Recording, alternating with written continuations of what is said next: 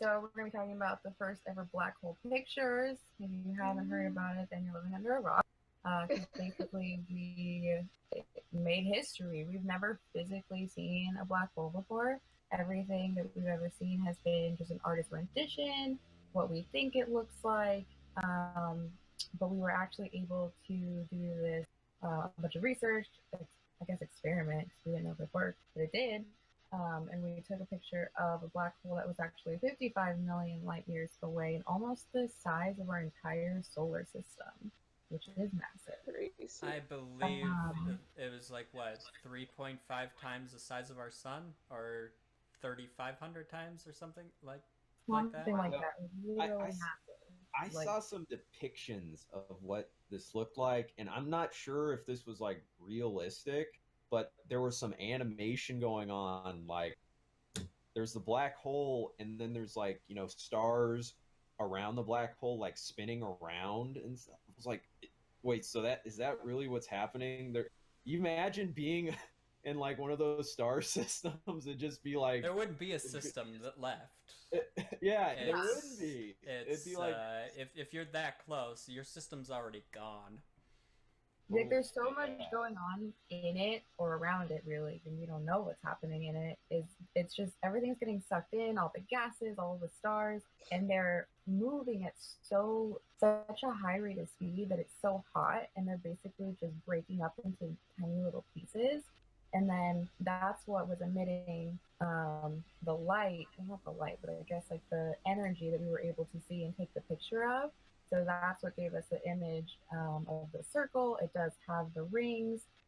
It does seem to be moving in a spinning motion like we thought it was. Most Um, people are also only focusing on the really zoomed in picture of it. There is a bigger picture yeah, of it as a whole out there on the internet for yeah, and the everybody to see scientists as are well. too, because they're like great. So we're super excited that we got to take this picture, but now we're gonna go back and analyze all these tiny little pieces of it to see why is this, part of the circle lighter? Why is this darker? And just to see how energy and gravity really works around a black hole.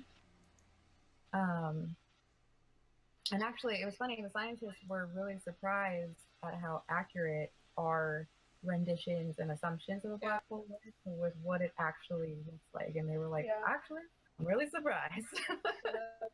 That was that was what's crazy to me is it looks like what like you would always think it actually would look like. Like I was like, oh wow, that's what Yeah. people have made it to be. So that was pretty cool. I thought. Yeah, and I kind of feel like it makes some people think the story is underwhelming. They're just like, yeah, that's what a black hole looks like. They're like, no, we didn't know that. We just No, guessed. Like, that's that's what a makes it real so one. good.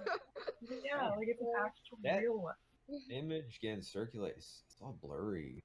No, that's because Yeah. it's a really closely cropped in part of the bigger picture. That's what I was saying. Everybody's all focusing on the little blurry cutout part of this massive thing that we actually photographed. Yeah, and an even more crazy element to this too is that this also holds up Einstein's theory of gravity. And I mean, that was forever ago. So just to Mm-hmm. think how people way back then could be like, yeah, this is a black hole, this is how gravity works and energy. And I mean, I don't know, like, I Well, it was don't. Einstein's theory that led us to our theory of black holes. I don't believe he actually. I believe it was actually Hawking who was the first to theorize about black holes. I might Oh, be wrong gotcha. about that. Yeah. I know he's famous for his theories on black holes and such, but I'm not sure if he was the first.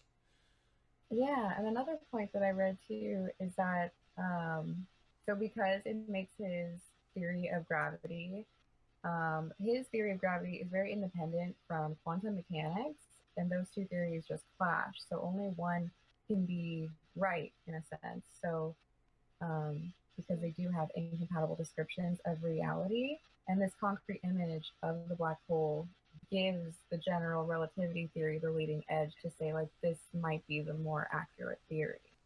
Mm-hmm. Interesting. It So really is, and it how how many like millions of years, billions of years will it be before? Will that ever have any effect on Earth? Probably Do you not. think? I mean, just Yeah, like I they, mean, they were at some looking point at eventually, but it, did it's not. it's I know the thing is when things like that happen in the universe,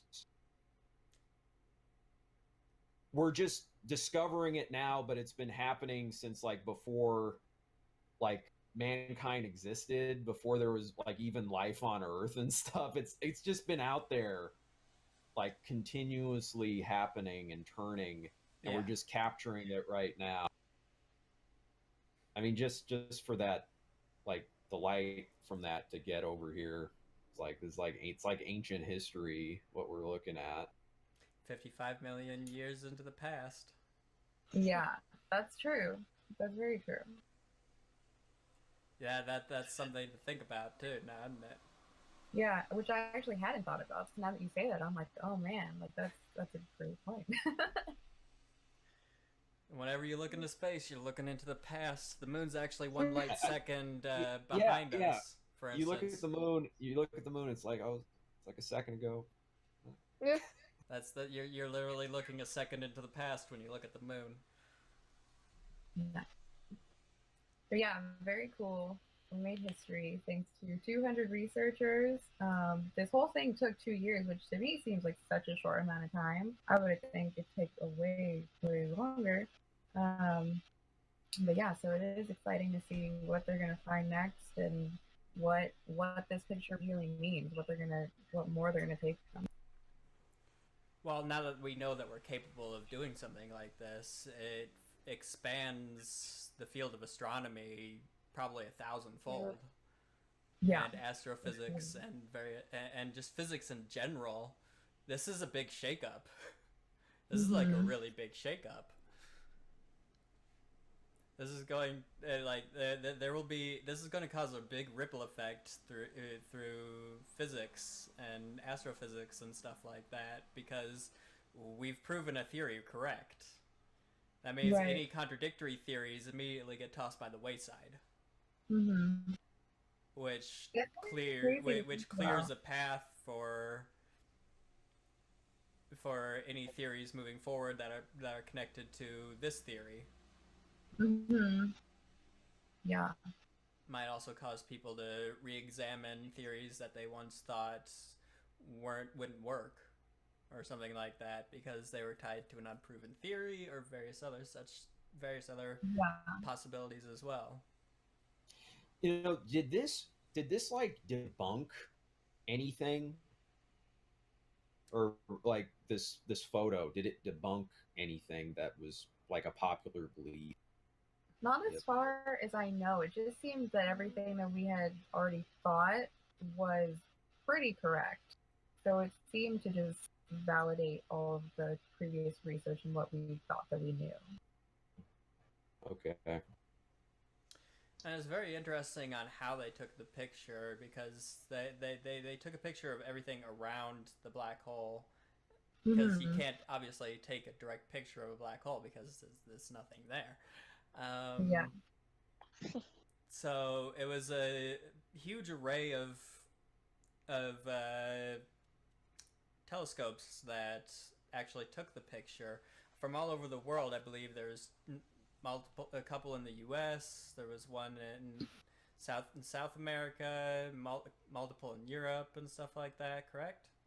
Yeah, it was global. So they all had to take pictures with their, I believe it was a telescope with radio waves, and they had to time it all around the world to point it obviously at the black hole, and then at certain times, so it made one whole picture. Yes. Which is pretty interesting. And taking a picture of something so big, it takes a global effort. That's right. Yeah. Synchronized telescopes like the same time. Well, that's kind of redundant to say that, but yeah, they synchronize the telescopes to capture that. It's an absolutely incredible feat, and as people have been saying all week, it's a step forward for the hard sciences, a major step forward. and we should be seeing results from this probably as early as the next couple of years, if and into the far-reaching future. Super cool. Okay, so there's an astronaut named Scott Kelly who he has set a record for the most consecutive days in a space flight, 342 days. He also has a twin brother, Mark Kelly, who is also an astronaut. Now, from comparing individual astronauts over the years before, during, and after space missions, it's been known that decreased bone density and muscle mass is a consequence of time and space. Now, usually these differences, they're determined after 1 to 4 months in space, and before they hadn't done this with twins. And whether they're twins or not, it's kind of a gimmick to me in some ways, because it kind of gets headlines, I think.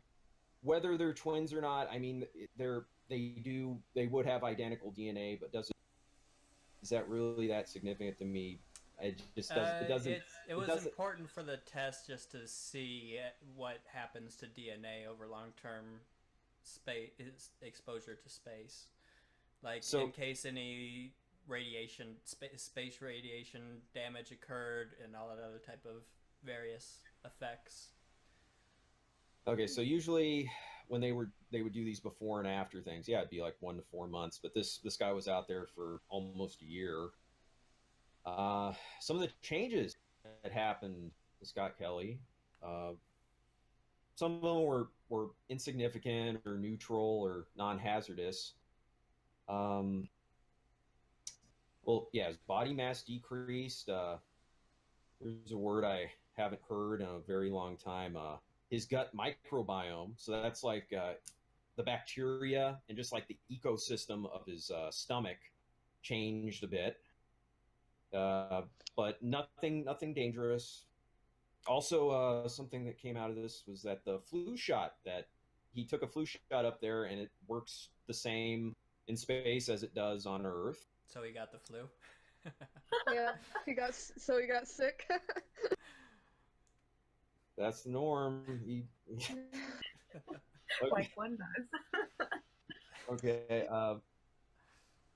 Then there are some actual potential risk factors that did happen to him. The collagen regulation in his body changed, which could affect blood pressure, right?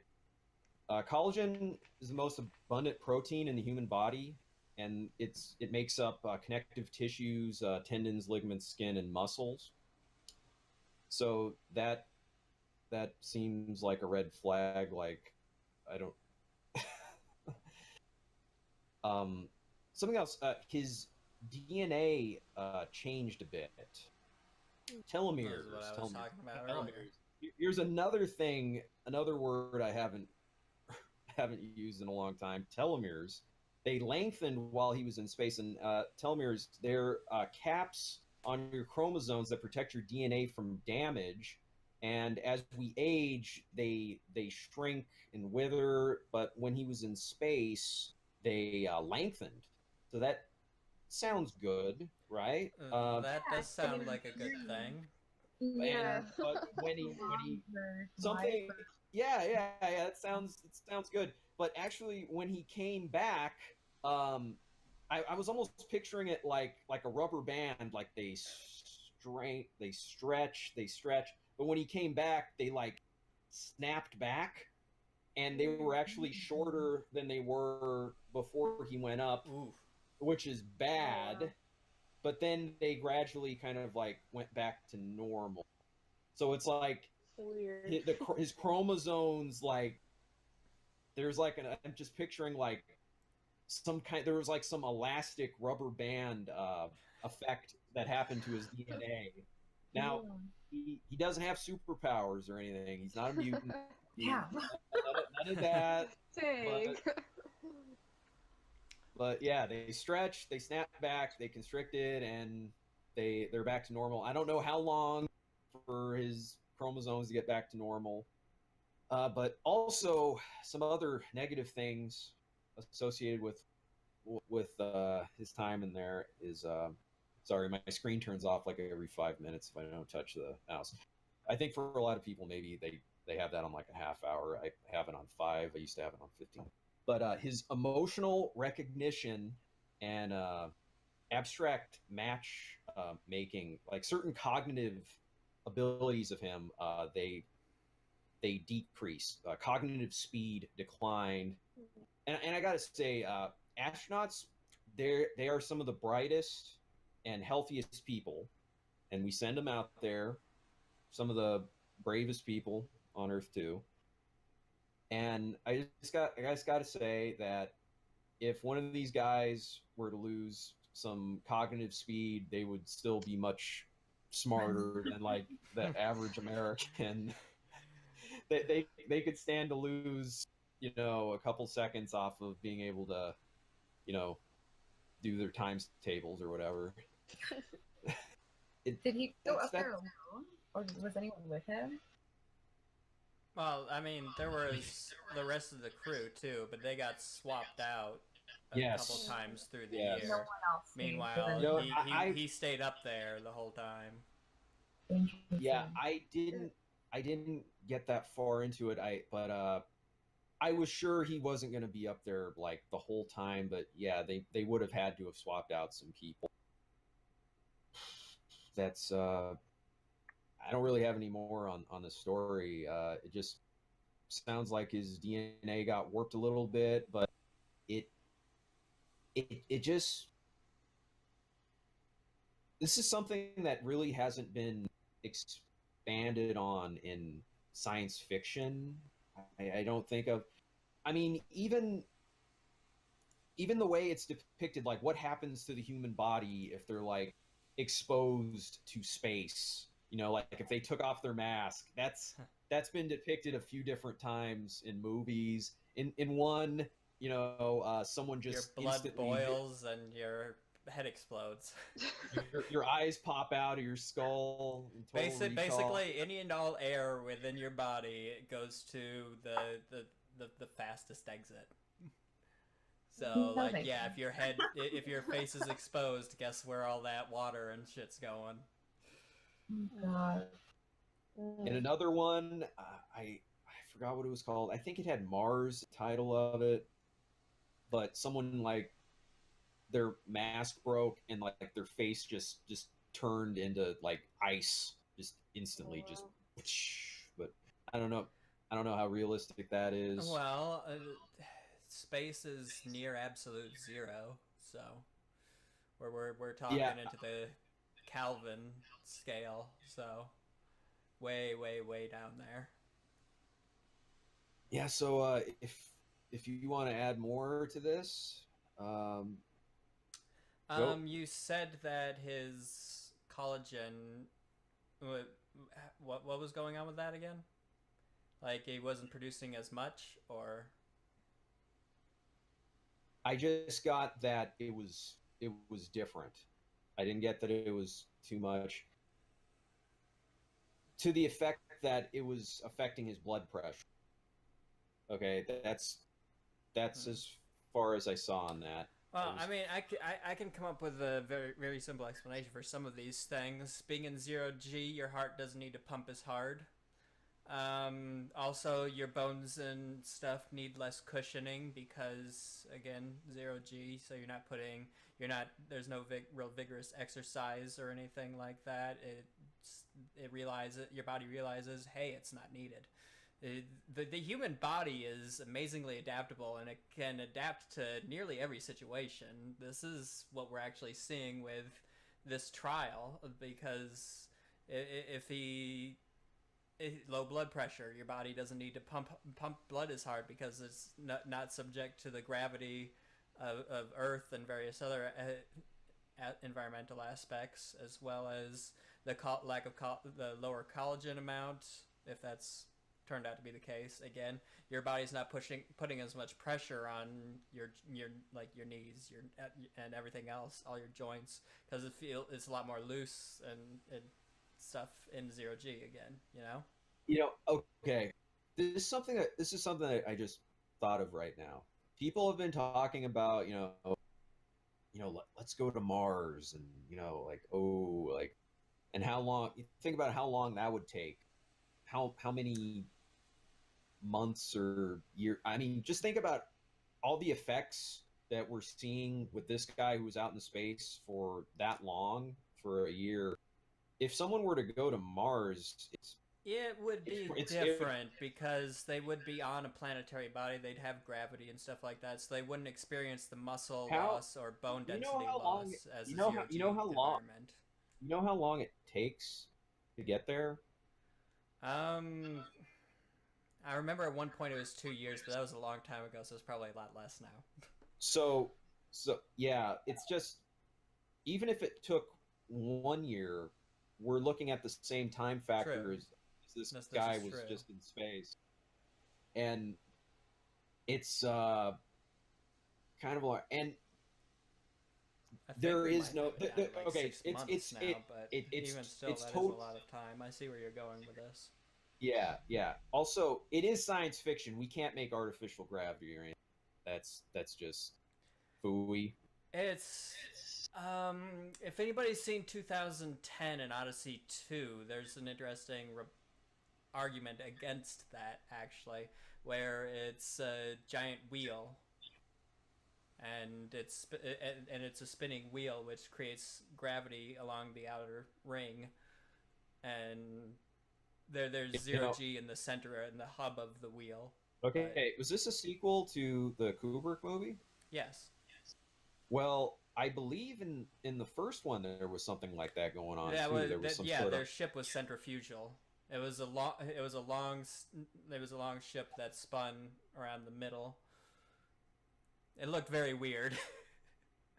But by the way, our next movie night, we're going to be watching 2001 and Clock Orange. By the way, or hopefully if it doesn't get postponed again, but yeah, those are. It should be. We should be fine.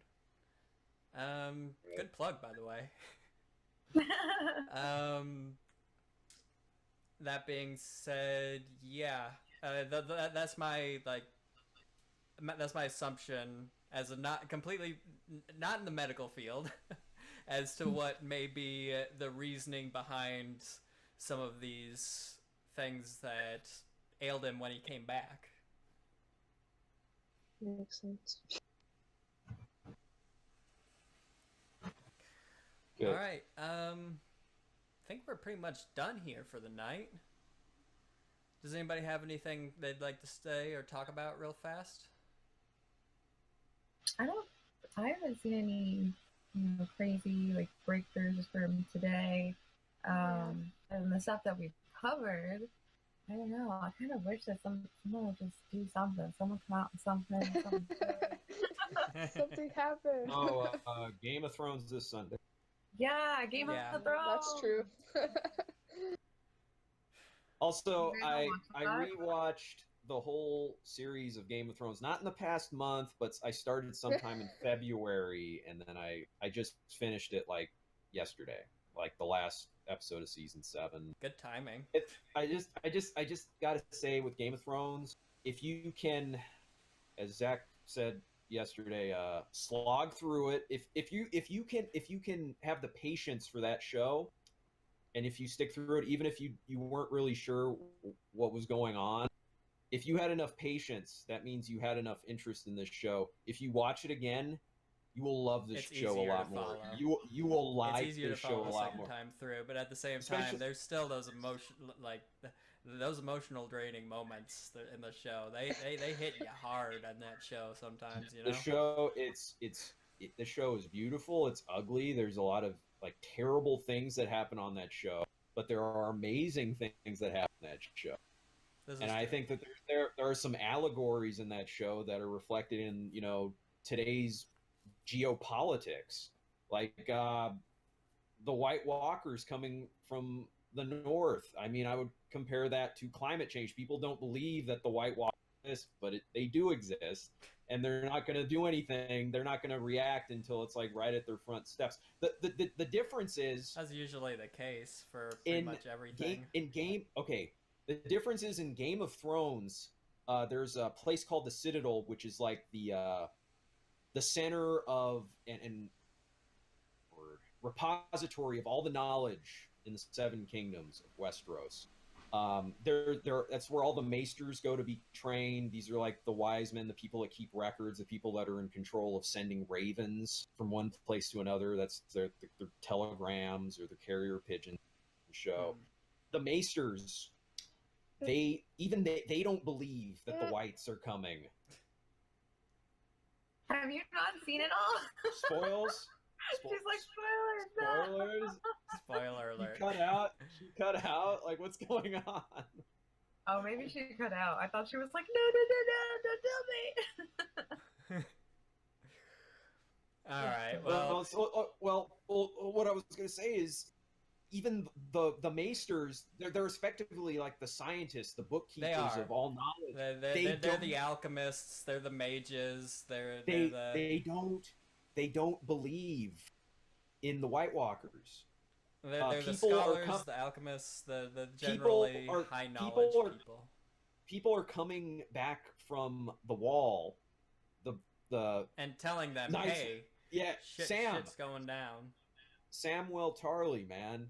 I just recently saw a list. Someone put a list of like, I want to say it was like 80-something characters from Game of Thrones, and they listed them from the most good-natured heroes of the show to like the most villainous. And they put Samwell Tarly as the best-natured, good person on that show. He's the chubby guy in the Night's Watch who like he kind of took Gilly and her the wildling, like taught her how to read, and like you can't say any he's like the best nerd there is. Good. Sam is the best nerd. Well, okay, but in real life, the scientists, they're talking about climate change. We've been talking about it for like 30 years and stuff, but it's the only thing that's in common is that the politicians won't believe it. No, the politicians believe it. They just don't give a fuck. Anyway, that's our show for the day. I hope everybody enjoyed. Whoop. And that just fucked us up. So, we're going to the ending screen. Thanks everybody for watching. See you next Friday. Have a good night.